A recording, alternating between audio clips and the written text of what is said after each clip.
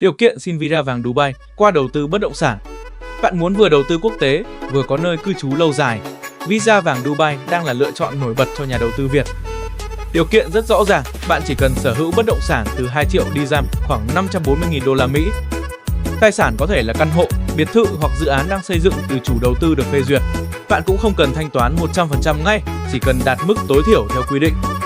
Khi có visa vàng, bạn nhận ngay những quyền lợi quan trọng: cư trú 10 năm và ra vào UAE không giới hạn, bảo lãnh vợ chồng và con cái không giới hạn độ tuổi, toàn quyền mở doanh nghiệp, làm việc tự do mà không cần đơn vị bảo trợ, thuế thu nhập và thuế thừa kế bằng không, lợi nhuận cho thuê cao, đồng dirham ổn định theo đô la Mỹ.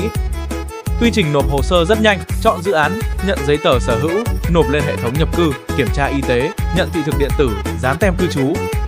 Visa vàng không chỉ là tấm thẻ cư trú 10 năm, đây là bước đệm để xây dựng tài sản toàn cầu và một cuộc sống quốc tế bền vững cho gia đình bạn.